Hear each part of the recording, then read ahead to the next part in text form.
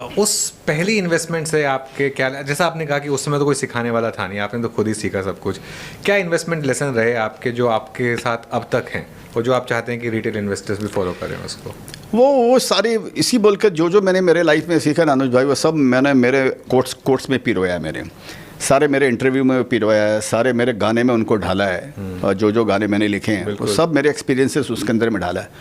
वो एक चीज़ तो इसमें ये समझ में आ गया कि इन्वेस्टमेंट में पैसा बनता है, दूसरी कि शेयर बाज़ार में पैसा बनता है, और तीसरा कि अगर आप शेयर्स को होल्ड करते हो, ऐसा नहीं है कि अगर 2 साल भी मैंने अगर होल्ड किया तो 2 साल में ऐसा नहीं कि उसमें उतार चढ़ाव आए होंगे। उसके अंदर में भाई बहुत उतार चढ़ाव आए होंगे, ऐसा तो नहीं है। मेरे को याद है 35 या 40 रुपये का शेयर था, फिर शायद वो 200 300 400 रुपये कुछ भी हो गया होगा, मैं जल्दी निकल गया होगा। तो लेकिन उसके बीच में तो 20 रुपया बढ़ा, फिर 10 घटा, 20 बढ़ा, जैसे शेयर बाजार की चाल है। तो आपको इन सब से डिस्टर्ब नहीं होने गया आपको। तो आपका एम अगर समझो, देखो एक चीज़ मैंने सीखा अनुज भाई, अगर आप 100 मीटर की रेस दौड़ रहे हो तो आपका ध्यान 90 मीटर में जाने के बाद में अगले 10 मीटर पे होएगा। हाँ। कि मेरे को एक कवर करने का है।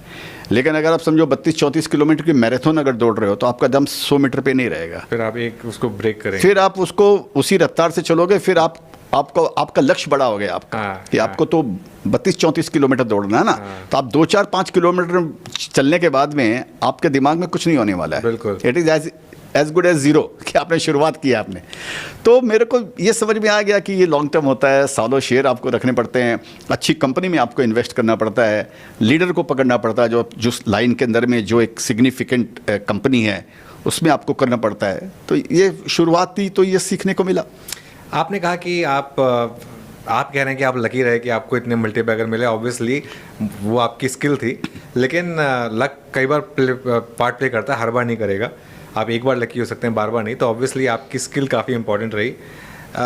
आपने इतने मल्टीबैगर्स में इन्वेस्ट किया, आपका फर्स्ट मल्टीबैगर क्या था जो आपको अब तक अच्छे से याद है? पहला मल्टीबैगर बताता हूँ। इसके पहले मैं आपको एक बात बताता हूँ। आपने लक की बात की तो जो मेरे दिमाग में एक बात आ रहा है, मैंने ये रियलाइज़ किया कि लक आपकी रक्षा ज़रूर करता है, लेकिन एक बार करता है, 2 बार करता है, या 3 बार भी करता है, बार बार नहीं करता है। तो वो क्या करता है, वो हर बार लक आपका भाग्य आपकी रक्षा करता है।